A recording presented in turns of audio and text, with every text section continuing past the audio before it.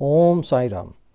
Shirdi Sai channel की ओर से प्रस्तुत साई संदेश पत्र के क्रम में द्वारका माई से साई संदेश में कहा गया है कि बाबा की प्रकृति।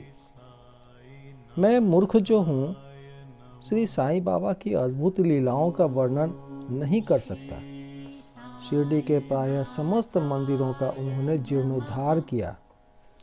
श्री तात्या पाटिल के द्वारा शनि, गणपति, शंकर, पार्वती, ग्राम देवता और हनुमान जी आदि के मंदिर ठीक करवाए। उनका दान भी विलक्षण था। दक्षिणा के रूप में जो धन एकत्रित होता था, उसमें से वे किसी को 20 रुपये, किसी को 15 रुपये या किसी को 50 रुपये, इस प्रकार प्रतिदिन स्वच्छंदता पूर्वक वितरण कर देते थे। प्राप्तिकर्ता भी उसे शुद्ध दान समझता था। बाबा की भी सदैव यही इच्छा थी कि उसका उपयुक्त रीति से व्यय किया जाए। बाबा के दर्शन से भक्तों को अनेक प्रकार का लाभ पहुंचता था। अनेकों निष्कपट और स्वस्थ बन गए। दुष्टात्मा पुण्यात्मा में परिणत हो गए। अनेकों कुष्ठ रोग से मुक्त हो गए और अनेकों को मन वांछित फल की प्राप्ति हो गई।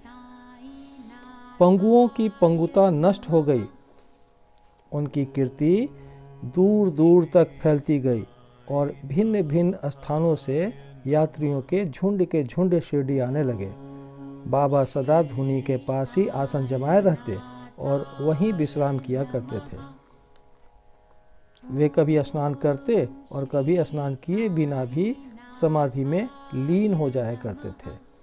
वे सिर पर एक साफा, कमर में एक धोती और तन ढकने के लिए एक अंगरखा धारण करते थे। प्रारंभ से ही उनकी वेशभूषा इसी प्रकार थी। अपने जीवन काल के पूर्वार्ध में वे गांव में चिकित्सा कार्य भी किया करते थे। रोगियों को निदान कर उन्हें औषधि भी देते थे और उनके हाथ में अपरिमित यश था। इस कारण से ही वे अल्पकाल में ही योग्य चिकित्सक विख्यात हो गए। ओम साई राम। ओम श्री साई नाथाय नमः। ओम श्री साई नाथाय नमः। ओम श्री साई नाथाय